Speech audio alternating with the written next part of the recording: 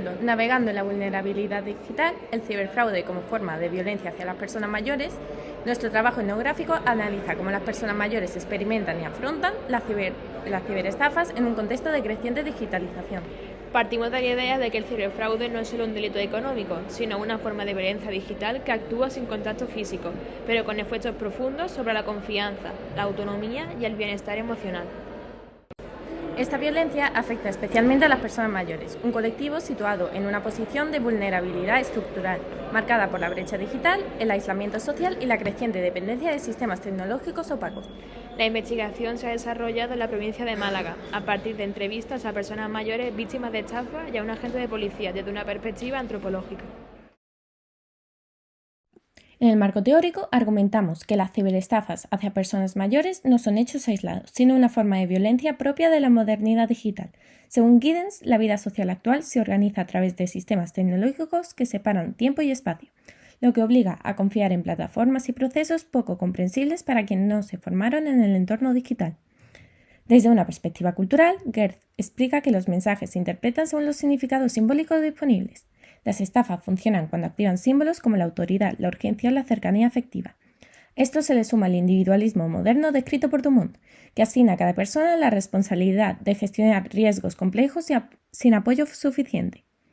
Estas formas de violencia son progresivas y muchas veces invisibles. Segato permite comprender cómo se normalizan prácticas de deshumanización que dificultan reconocer el daño y favorecen el silencio.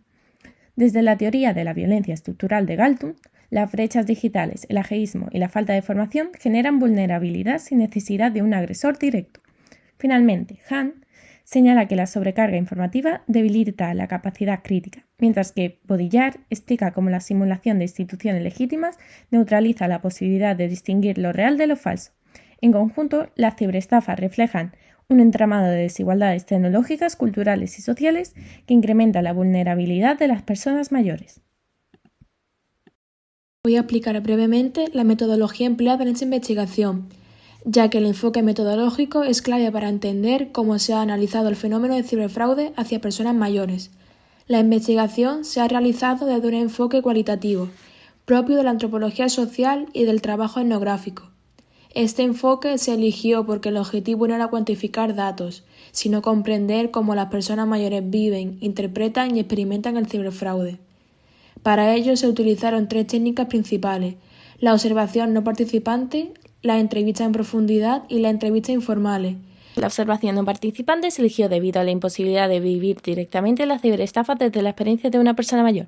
Esa técnica permitió registrar comportamientos, interacciones y rutinas, aportando información clave sobre la realidad social y sus significados simbólicos, especialmente desde un enfoque etnográfico. Las entrevistas en profundidad fueron la técnica central, ya que permitieron obtener información detallada sobre experiencias, valores e interpretaciones de los participantes, facilitando el análisis del sentido que otorgan a sus acciones.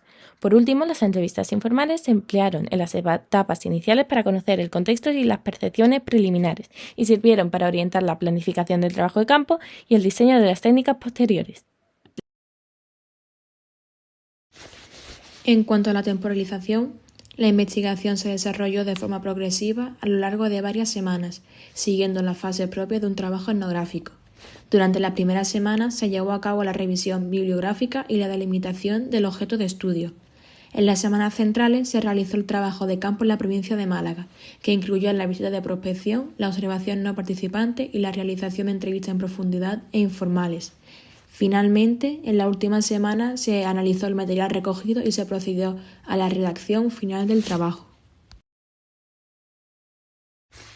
A continuación voy a presentar los 3 primeros bloques de resultados que recogen cómo las personas mayores viven su relación con la tecnología, cómo interpretan los mensajes fraudulentos y cuáles son las principales consecuencias emocionales y sociales del ciberfraude.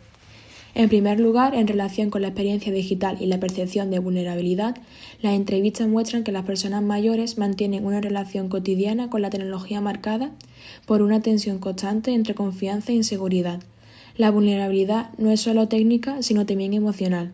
Tras la estafa, algunas personas revisan sus prácticas digitales y adoptan más medidas de protección, mientras que otras optan por reducir drásticamente el uso de la tecnología, reflejando una pérdida de confianza en el entorno digital.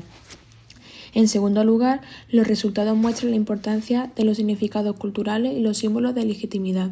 En uno de los casos, el fraude se apoya en el vínculo familiar, que funciona como un símbolo de confianza que no suele cuestionarse.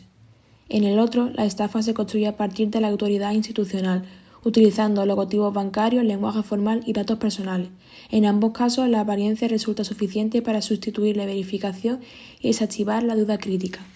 Y por último, el impacto del ciberfraude más allá de la pérdida económica. Aparecen emociones como la culpa, la vergüenza, la ansiedad y la desvalorización personal.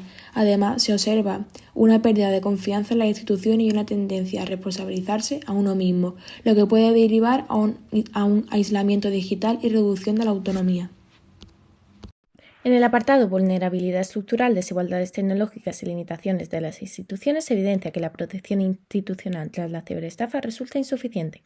Siguiendo a Galtung, esta situación puede interpretarse como una forma de violencia estructural, ya que la falta de protocolos adaptados y las limitadas posibilidades de reparación colocan a las personas mayores en una posición de desventaja. Además, el predominio del consentimiento individual como criterio de responsabilidad traslada la gestión del riesgo al individuo, en línea con el modelo de autogestión del riesgo propuesto por Dumont. En cuanto a las estrategias de adaptación y prevención, se analizan las respuestas desarrolladas tras la experiencia del fraude. De acuerdo con Hahn, la reducción de estímulos digitales permite crear espacios de pausa frente a la sobrecarga informativa. Asimismo, siguiendo a Giddens, se observa una revisión reflexiva de la confianza digital que se vuelve más cautelosa y selectiva.